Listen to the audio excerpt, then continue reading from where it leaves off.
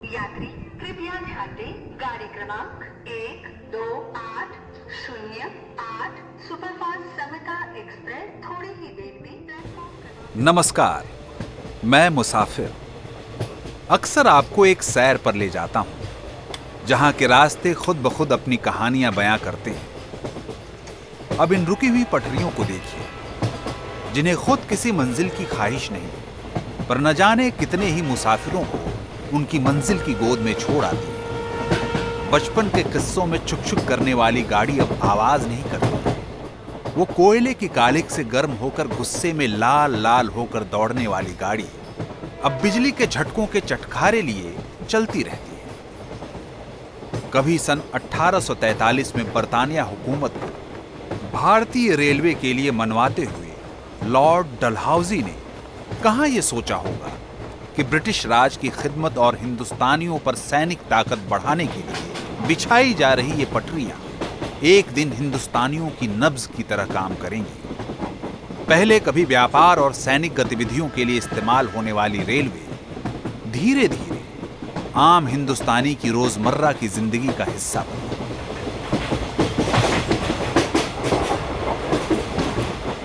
आज के हमारे इस सफर की एक धुंधली तस्वीर खींचते वक्त कुछ बातें जो जहन में ताजा होती हैं, उनमें से एक है 1911 में शुरू हुई पंजाब मेल। मुंबई से पेशावर के बीच पड़ने वाले 37 छोटे बड़े स्टेशन और साथ ही रेल के कुछ पुराने खट्टे मीठे इतिहास। आजादी की लड़ाई से लेकर कई दुल्हनों की विदाई तक इन रेल की पटरियों ने बहुत कुछ देखा और सुना है। तो हमारा सफर शुरू हो रहा है। आप इस समय पेशावर के ऐतिहासिक स्टेशन पर हैं। किसी पुराने जमाने में सनातनी सभ्यता और वेदों में इसे पुरुषपुरा नाम से जाना जाता रहा।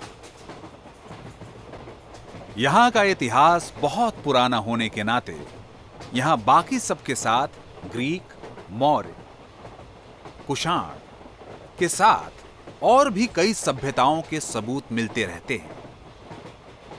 राजे, रजवाड़ों, हुकूमतों और सल्तनतों की लड़ाई के बीच पेशावर आज के इतिहास में मशहूर रहा है गांधी जी के पद चिन्हों पर चलने वाले गफ्फार खान साहब के अहिंसक आंदोलन के लिए, जो उन्होंने बरतानिया हुकूमत के भेदभाव वाले कानून के खिलाफ किस्सा खवानी बाजार में किया और हुकूमत को वो कानून वापस लेना पड़ा। पेशावर के जायकों में बस जंगे आजादी ही नहीं, और भी जायके मशहूर हैं। यहां के मशहूर जायकों में आपको नमक मंडी कढ़ाई, दमपुख्त और चपली कबाब जैसी खास वानगियां दीवाना करने का माद्दा रखती हैं। बात दीवानगी की हो तो सिनेमा का जिक्र होगा ही। राज कपूर और दिलीप कुमार जैसे बॉलीवुड के कई बड़े कलाकार हैं जिन्होंने पेशावर से मुंबई का सफर तय किया और सिनेमा के हर क्षेत्र में नए आयाम हासिल किए। खैर, सिनेमा और जायकों से आगे बढ़ते हैं और शाहदरा बाग को जान लेते हैं। मुगल कारीगरी और वास्तुकला के साथ रावी के किनारों की मिट्टी की महक आपकी रूह तक को खुश कर दिया करती है। शाहदरा बाग में मौजूद जहांगीर और नूरजहां का मकबरा इतिहास के एक बेहद खास दौर के गवाह हैं। अपने सफर पर आगे बढ़ते हैं और मजा लेते हैं इन लहलहाते खेतों का, जिन्हें देखकर मन तरोताजा हो उठता है। शाहदरा बाग से थोड़ा आगे चलकर मिलती है ये जगह। ये लाहौर है। इस शहर के बारे में लोक भाषा में एक कहावत बड़ी मशहूर है कि जिनने लाहौर नहीं देखा वो जम्मिया ही नहीं। मतलब जिसने लाहौर नहीं देखा उसने तो जन्म ही नहीं लिया। कभी दिल्ली सल्तनत ने इसे लहनूर नाम से भी पुकारा था। सनातनी मान्यताओं को मानने वाले इसे लवपुर या लवपुरी कहा करते थे, जो राम सीता जी के पुत्र लव के नाम पर पड़ा। ये जगह कर्म भूमि है महाराजा रणजीत सिंह जी की। और साथ ही गुरु श्री अर्जन देव जी की, जिनका समाधि स्थल डेरा साहिब गुरुद्वारा यहीं पर मौजूद है। लाहौर मशहूर हुआ लाला लाजपत राय के साइमन कमीशन के खिलाफ बगावत और उस लाठी चार्ज की घटना से, जिसमें वे शहीद हुए, और फिर भगत सिंह के उस आक्रोश की गवाही भी बना जब उन्होंने सैंडर्स को मारा। लाहौर में तमाम घटनाएं घटी हैं जिसने हिंदुस्तान की तस्वीर और तकदीर को बदलने में एक अहम भूमिका निभाई है, और यहीं मौजूद है लाहौर सेंट्रल जेल, जहां आजादी के दीवाने भगत सिंह, राजगुरु और सुखदेव को अंग्रेजों ने फांसी दी थी। पर वो कहां जानते थे कि जलजले में पत्थर फेंकने से आग नहीं बुझती, शोले और भड़कते हैं। हुआ भी ऐसा ही, और इस घटना ने आजादी की लड़ाई को धारदार कर दिया।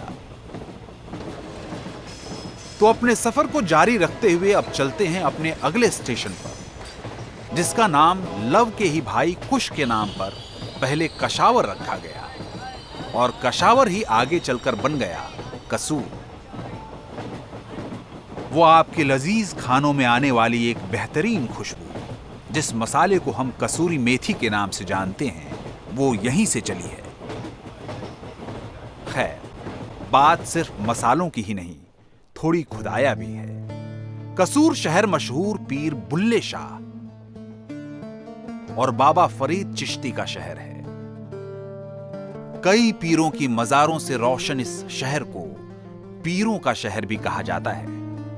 इन गलियों में बुल्ले शाह के शेर के अशआर भारतीय संगीत की धुन में सराबोर होकर सुनने को जब भी मिलता है तो मानो रूह तक को सुकून मिल जाया करता है। कसूर में श्री मालजी साहब गुरुद्वारा भी है। गुरु नानक जी और भाई मर्दाना यहां आए थे, और जिस पेड़ के नीचे वे बैठे थे उसे माल कहा गया, जिसके बाद यहीं बने गुरुद्वारे का नाम रखा गया श्री मालजी साहब। सिख मान्यताओं के अनुसार गुरुद्वारे में अभी भी वो पेड़ है जहां गुरु नानक जी बैठे थे।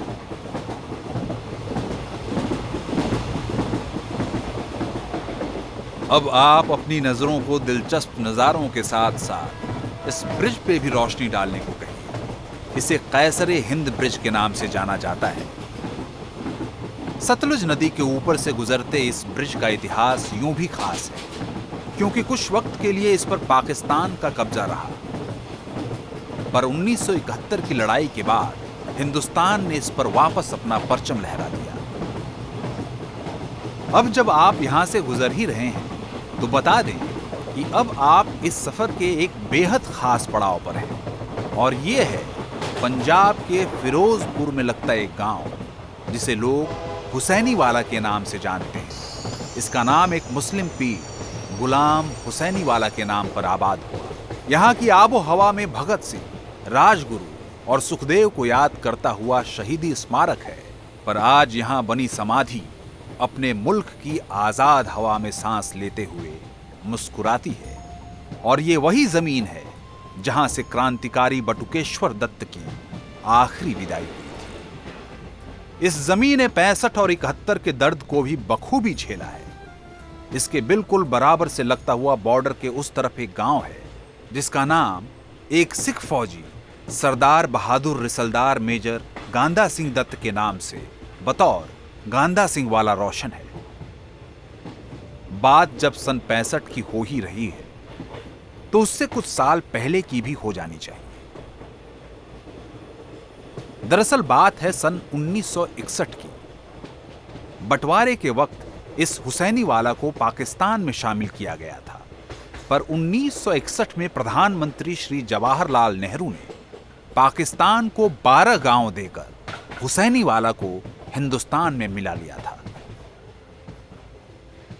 अब जब आप इस ऐतिहासिक जगह पर पहुंच गए हैं तो आपको बता दें, इस स्टेशन को साल में 2 बार खोला जाता है, 23 मार्च यानी शहीदी दिवस के दिन और 13 अप्रैल यानी बैसाखी के दिन। इस दौरान भारत पाकिस्तान अंतर्राष्ट्रीय हुसैनीवाला बॉर्डर पर विशाल मेला आयोजित किया जाता है। कई लोग शहीदी स्मारक के अंदर बने तालाब में नहाते हैं और शहीद आजम भगत सिंह, राजगुरु व सुखदेव जी की समाधि पर माथा टेकते हैं। यहां पर आने के बाद उन महान आत्माओं का यहां की मिट्टी और आबो हवा का शुक्रिया अदा जरूर कीजिएगा। आज आपका और हमारा साथ यहीं तक था, लेकिन ट्रेन का सफर कभी नहीं रुकता। बॉलीवुड के अनगिनत सितारों को इस ट्रेन ने उनकी मंजिल तक पहुंचाया है और आज हम भी रुपहले पर्दे के उन सितारों की यात्रा को कुछ हद तक महसूस कर पाए। ये मुसाफिर जल्द ही किसी और सफर पर आपको ले चलेगा और वहां के किसी और किस्से से आपका वक्त गुलजार करेगा। धन्यवाद।